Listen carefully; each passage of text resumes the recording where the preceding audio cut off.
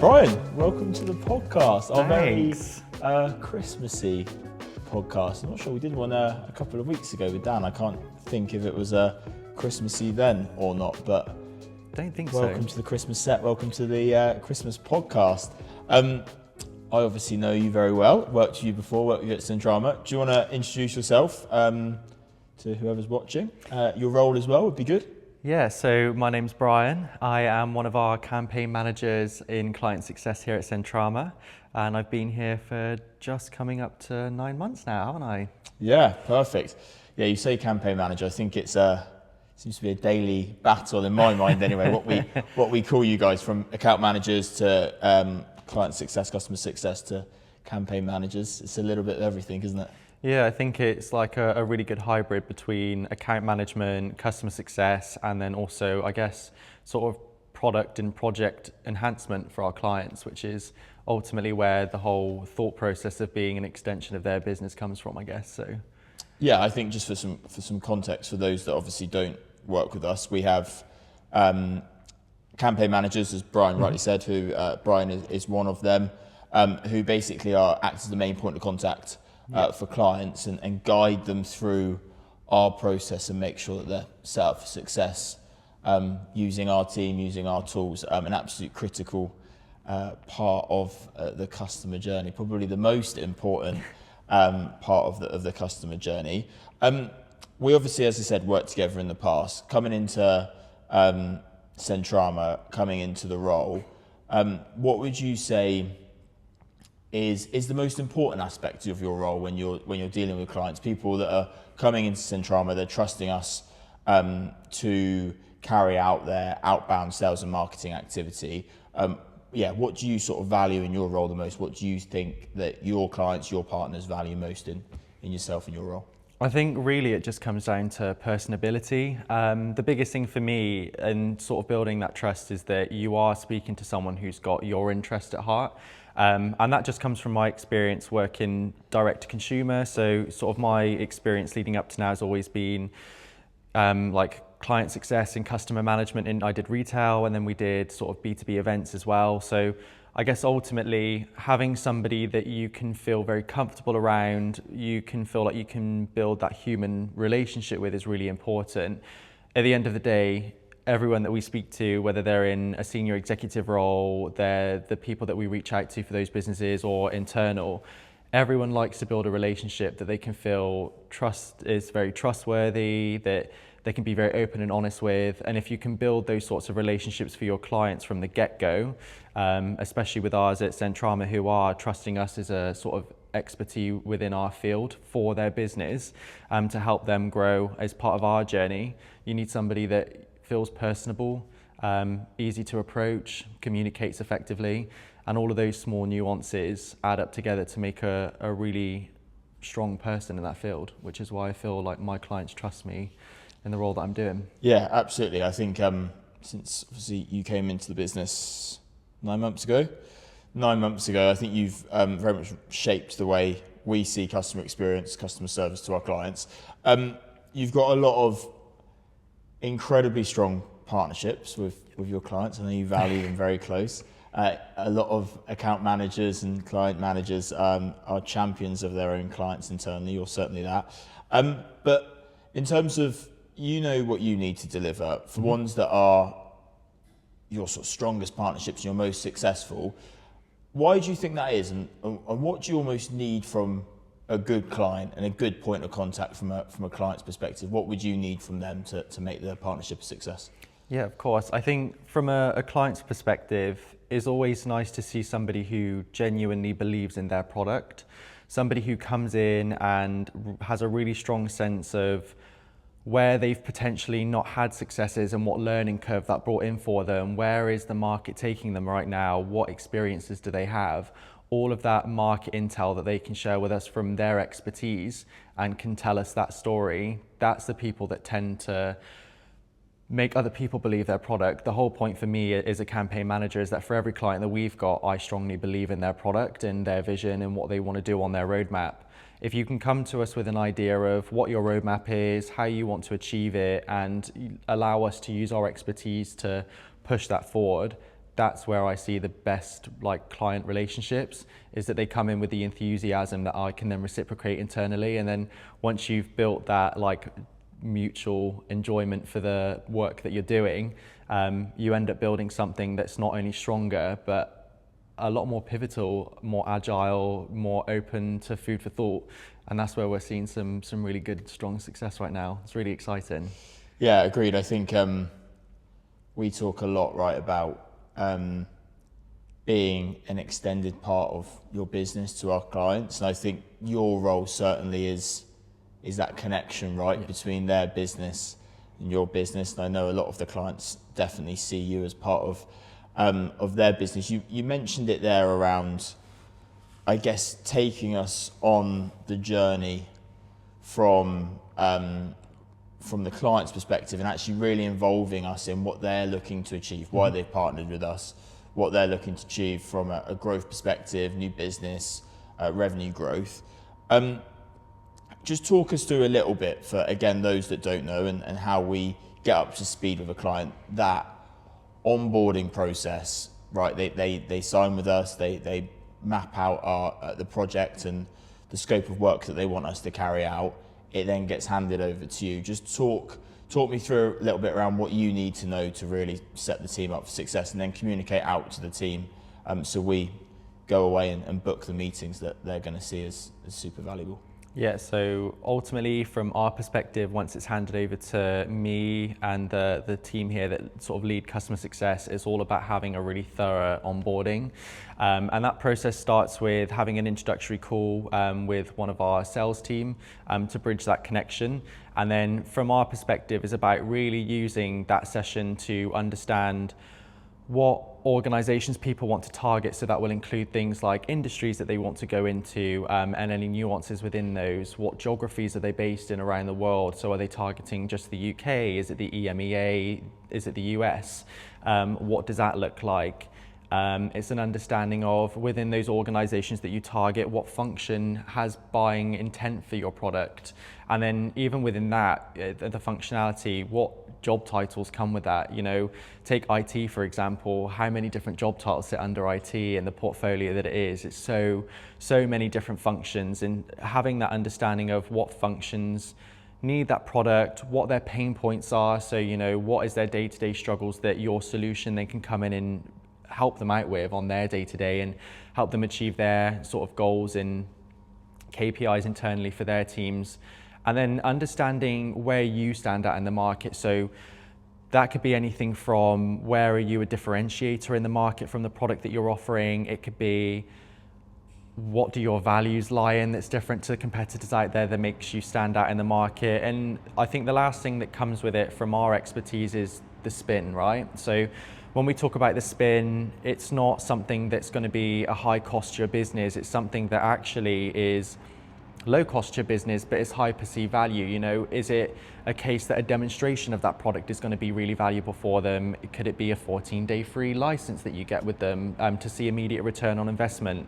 It's really about sort of, I guess, the cherry on top of the cake, right, in terms of, this is our solution to your pain point, but actually to show you the value of our product, this is what we're going to be able to provide for you up front to start harboring that relationship with us. So all of those little bits and pieces that set the scene for us here at Centrama around the people that you want to target allow us to then go and use our expertise for campaign, outbound, message alignment to really start off on the right foot. And that's where, as a manager for customer success internally here at Centrama, I then become that hub of knowledge. So I can answer any questions for our teams from a data perspective, from a outbound SDR role, or even if, like, you as my manager wanted to know what the product for the client was and what the ins and outs of that looks like and how we're going to sell that here at Centrama, that's what leads me to lead for great client success, set up to have a really fast start and get going from the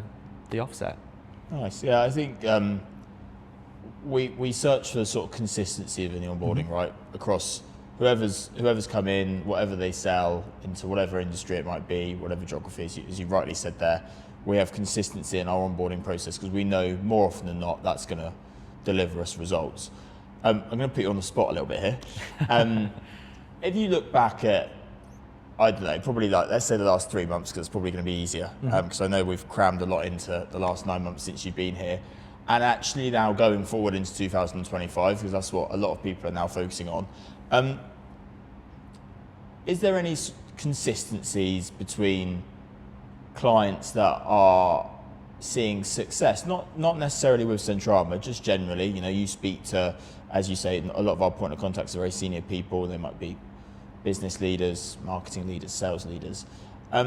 Is there any consistency in what makes a product, a company successful at the moment, back end of this year, going into next year? Is it clear USP? Is it who they're targeting? You seeing something in a certain industry?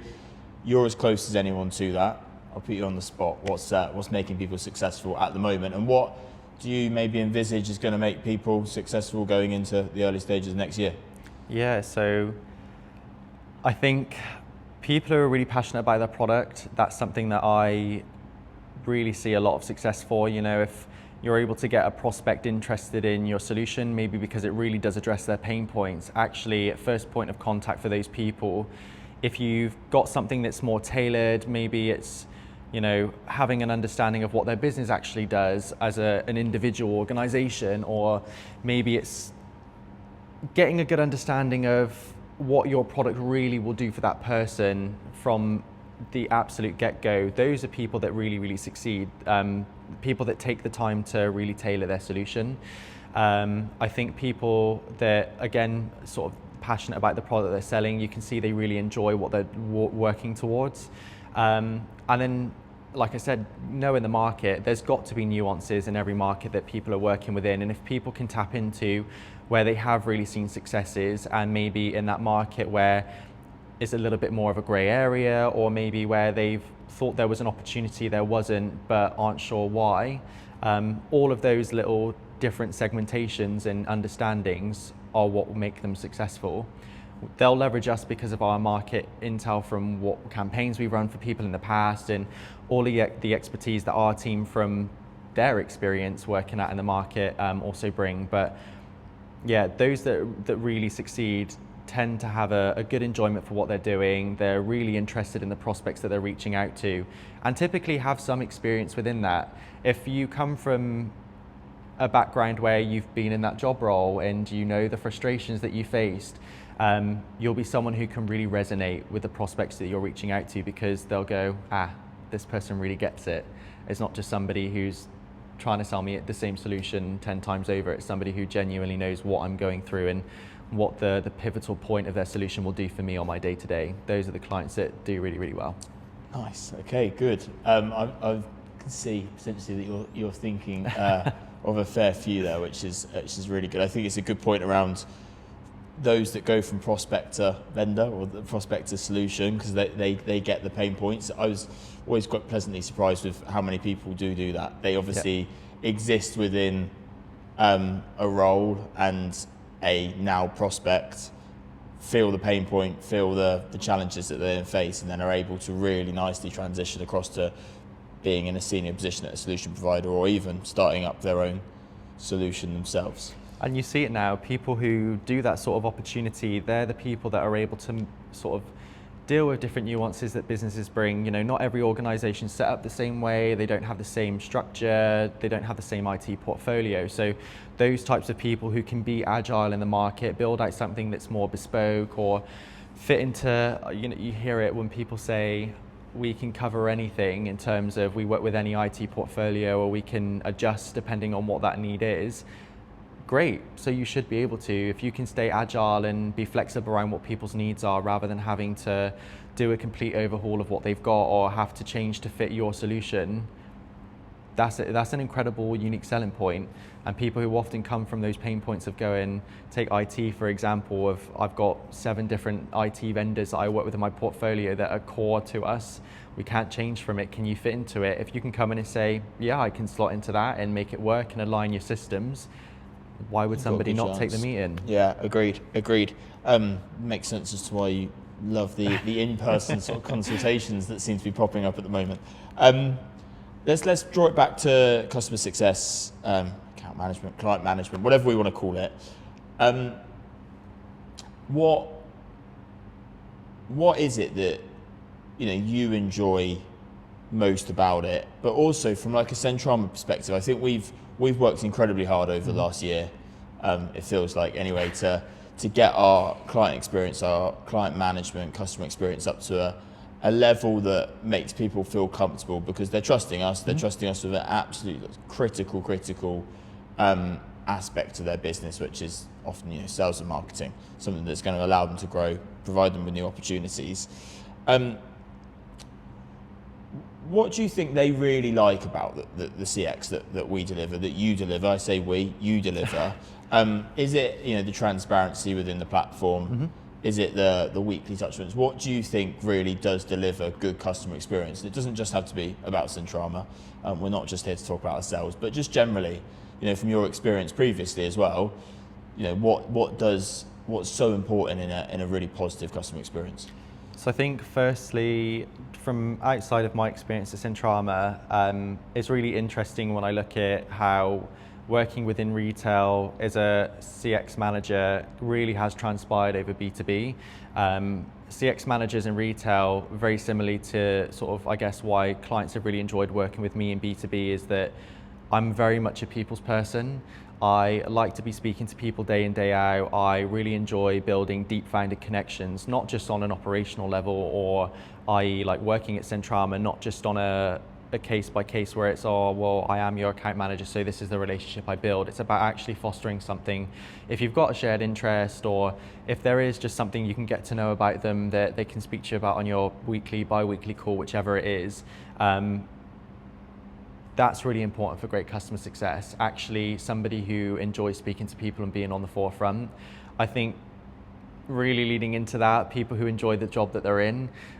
If you enjoy speaking to people, being client or customer facing, that will really show in the work that you are willing to go and do for them and how you dedicate yourself to them in their business. And then I think from my experience at Centrama, both of those have tied in really nicely. But something that I noticed that clients mention time and time again outside of me and my personality and who I am, it's about the transparency that we give. And I know we did a masterclass on how do we do an onboarding and how do we provide that. It is all about people building trust, especially when it comes to a world of B2B where sometimes things are a bit hidden away. We've got our dashboard which reports live activities. It gives people visibility on the different metrics that we have and the platforms that we are using for them on a digital aspect. We catch up with them, and part of our process is the auto lead handoff and giving them visibility to the conversations that we're having with prospects. What pain points have they mentioned? What are they interested in? Maybe what technologies they're using? Whatever a client needs from us to make it a sales qualified lead, all of that information is provided back to them to set them up for success.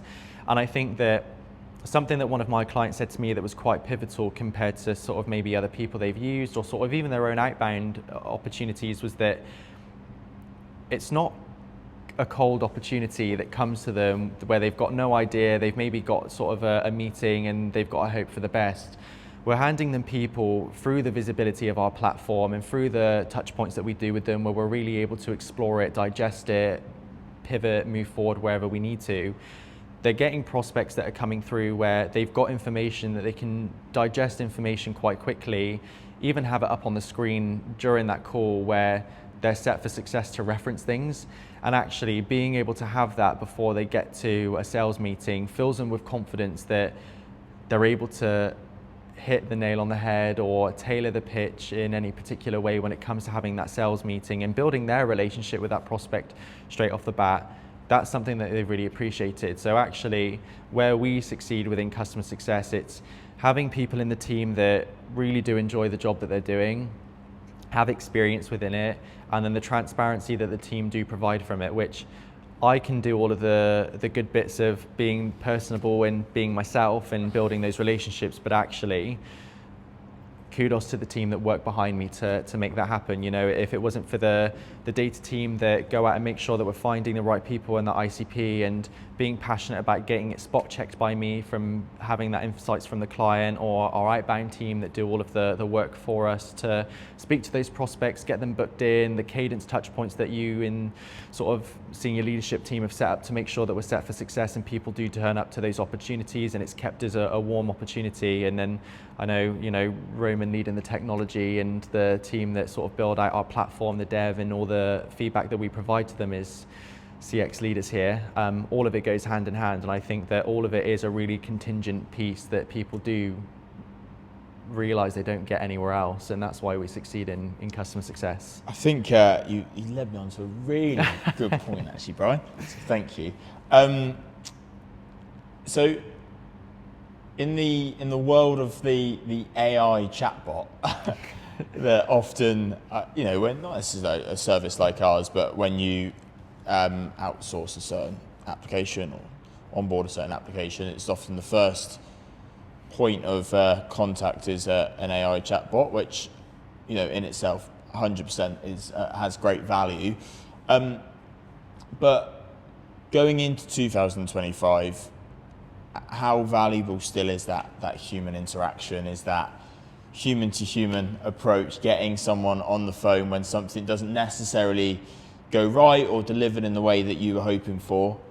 How important is that going into next year? Does it still have a huge role to play? I would say so.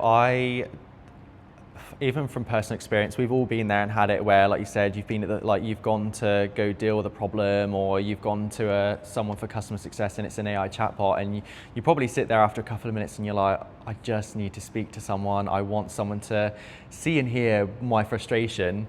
And then you finally get through to someone and you kind of have that like alleviated pressure, like a relief of, thankfully I'm at the right place now. B2B outbound is no different. You have to have a human element of somebody's there. I guess the way I phrase it for my clients from a CS point of view is that I'm there at their disposal. I'm there to answer any questions should they need it. Outbounding is absolutely no different.